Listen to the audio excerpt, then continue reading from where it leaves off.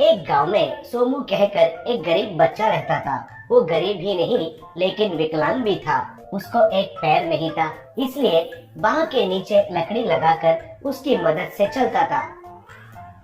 School में उसका विकलांगता को देखकर कुछ बच्चे उसका मजाक उड़ाते थे। तब सोमू बहुत दुखी होता था। बच्चे कहकर उसको देखकर हंसते थे।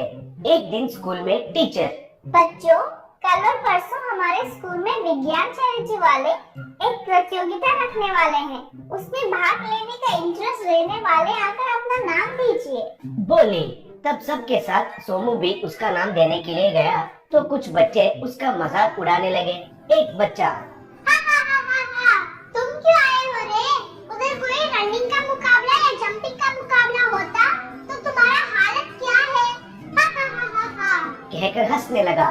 तब सारे बच्चे हंसने लगे। ऐसे सोमू भी उसका नाम दिया। अगले दिन प्रतियोगिता की जगह पर एक लंबा सा टेबल पर 3 छोटे छोटे कार्स रखे हुए थे। उनके सामने 3 रंग के बैलून्स थे। बगल में और एक टेबल पर chicken leg pieces, grilled fish और कुछ बॉइल्ड एग्स भी रखे थे। उनको देखकर सोमू के मुंह में पानी आ गया। अरे वाह, इनको खाकर कितने दिन हुए हैं? ऐसा सोचा। तब प्रबंधक, सब बच्चों का स्वागत है। ये एक फूड चैलेंज है। बच्चों में पौष्टिकता का समस्या कम करने के लिए हम कर रहे एक कोशिश है। एक एक विद्यार्थी को आकर उन कार्ड्स के साथ उन बैलून्स को फोड़ना होगा। लाल बैलून को फोड़ेंगे तो चिकन लेग पीस मिलेगा, हरा वाला बैलून को फोड़ेंगे तो ग्रिल्ड फिश, नीला वाला को फोड़ेंगे तो बॉइल्ड एग्स मिलेंगे। अगर तीनों को फोड़ेंगे तो तीनों ले सकते हैं। कमान, कौन पहले आ रहा है? कहा। तब एक बच्चा आकर एक कार को आगे ढकेला। वो जाकर लाल वाला बैलून को फोड़ा। ऐसे वो 2 बार कोशिश किया लेकिन वो कार्स उस बैलून्स को लगे बिना बगल में गिर गए।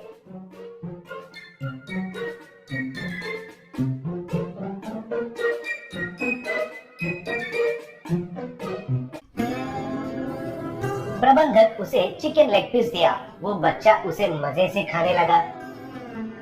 बाद में और एक बच्ची आकर एक कार को धकेली।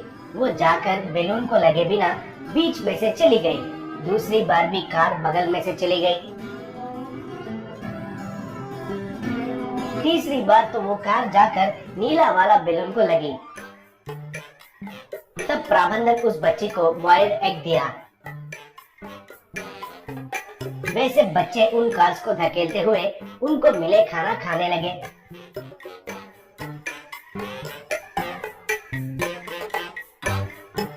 अब सोनू का मौका आया। सोमू एक कार को धकेला तो वो टेबल में थोड़ा दूर जाकर बगल में चली गई।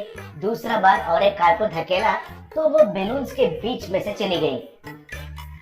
तीसरा कार ठीक एक बैलून के सामने जाकर रुक गई। वो देखकर सारे बच्चे हंसने लगे। एक कार भी नहीं लगी, एक बैलून भी नहीं फूटी। और एक बच्चा, बड़ा आया पिस्ता मुफ्त में खाने के लिए। इसको अच्छा हुआ है। कहकर हंसने लगा। तब सोमू बहुत दुखी हुआ। उस रात को सोमू को नींद नहीं आया। एक तरफ से चिकन नहीं खाया है कहकर दुखी और एक तरफ से उसका हुआ अपमान को याद करते हुए बिस्तर पर सोचने लगा।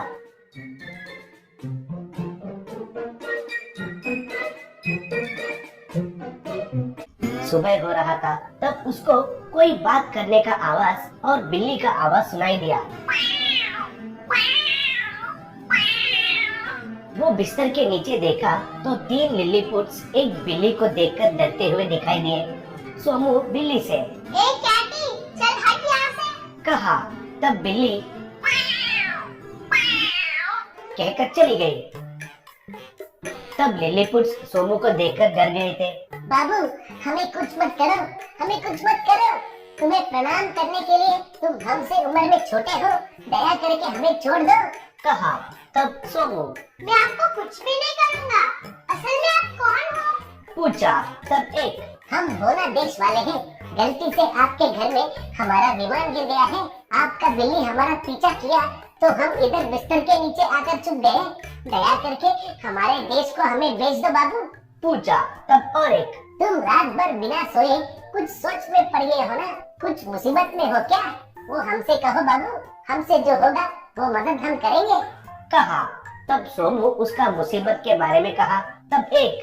अरे बस इतना ही है ना, उस प्रतियोगिता में तुमको हम जिताएंगे बाबू, हमें उस कांच में बिठा दो बस, बाकी हम देख लेते हैं। कहा। ऐसे सोमू प्रतियोगिता के जगह में जाकर कोई भी देखे बिना उन तीनों लिलीपुट्स को 3 कार्स में बिठाया। तब वो प्रतियोगिता शुरू हुआ। सोमू एक कार को धकेलते ही लिलीपुट उस कार को चलाते हुए एक बेलून को फोड़ा और एक कार को धकेलते ही लिलीपुट तेजी से उस कार पर जाकर दूसरा बेलून को भी फोड़ दिया। तीसरा वाला लिलीपुट भी उस कार में जाकर और एक बेलून को फोड़ दिया। ये देखकर सारे बच्चे तालियां बजाए। तब प्रबंधक चिकन, फिश, एग सोमू को दिया। तब सोमू उनको बहुत पसंद से खाया। घर आकर उन लिलीपुट्स का विमान को ठीक करके उनको दिया। तब एक। बाबू, तुमने हमारा बहुत बड़ा मदद किया, उसके बदले में हम तुम्हें कुछ नहीं दिया तो अच्छा नहीं होता है?